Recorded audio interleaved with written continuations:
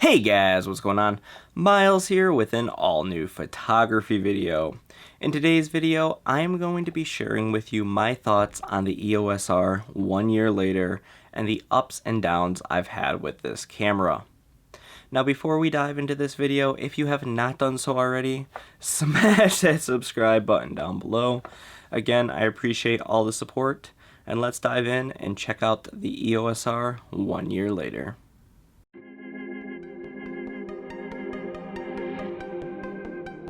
Alrighty guys, so starting off, what do I think of this camera? Well, I think this camera takes amazing images. Not only have my images come out super clean, super sharp, but I've also been able to print and sell some of my images. I have also found the resolution of the images to be super great.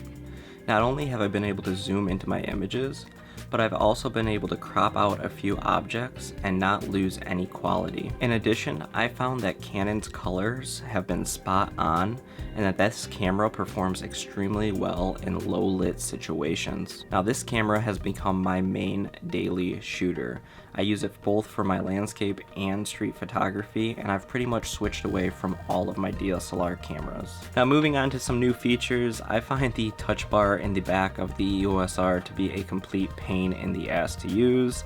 Not only is it way too sensitive, but I find myself accidentally bumping it and moving my settings all of the time. Now I know there is a lock where you need to hold it down for about 2 seconds before you can use it, but that also slows me down when trying to take a quick photo. Now in addition, Canon also introduced the new control rings on the front of the RF lenses. This is a great feature. I love playing with it. It's super nice being able to customize that ring and change it. I personally use it for aperture, but I do also find that to be kind of a pain because now you have 3 rings on the front of a camera. It's easy to bump, and sometimes I accidentally find myself turning the wrong ring. So this is something you just gotta think about. I don't think it's a great selling point. It's nice to have, but I would not go upgrading all of my lenses just to get the new control rings. Now one feature I do think Canon did a great job with was their EF to RF adapters. Now I have used this for some of my EF lenses and I find them to be performing great, especially with that new mounting bracket.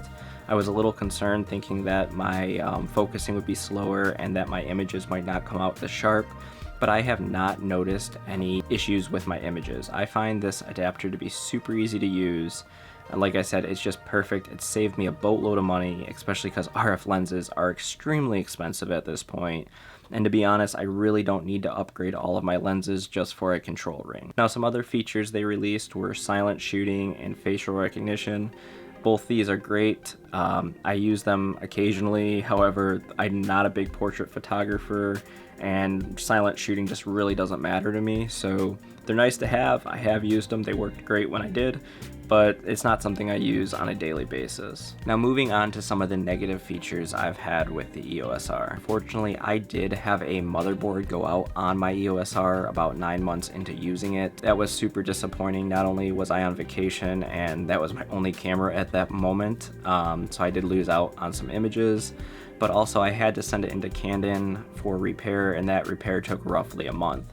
Now they did cover all the costs, so I was happy about that, but still on a brand new camera, that's something you don't want to see. Now moving on to 2 other issues I've had with the EOS R, and that is the lack of a joystick and not having 2 memory card slots.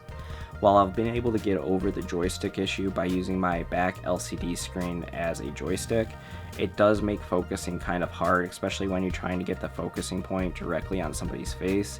It can be super time consuming and it's not always as accurate as a joystick.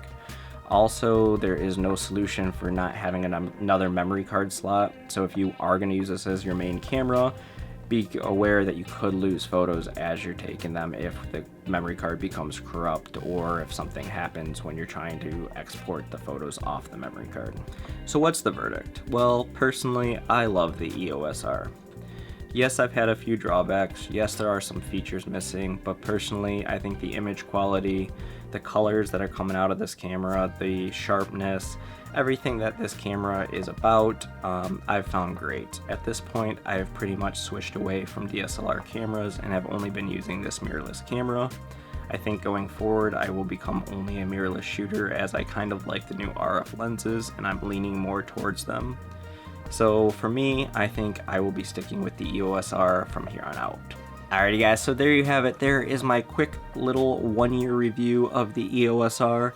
Now remember, if you like these videos and you want to see more, smash that subscribe button down below, and I will catch you guys in the next video. Alrighty guys, peace!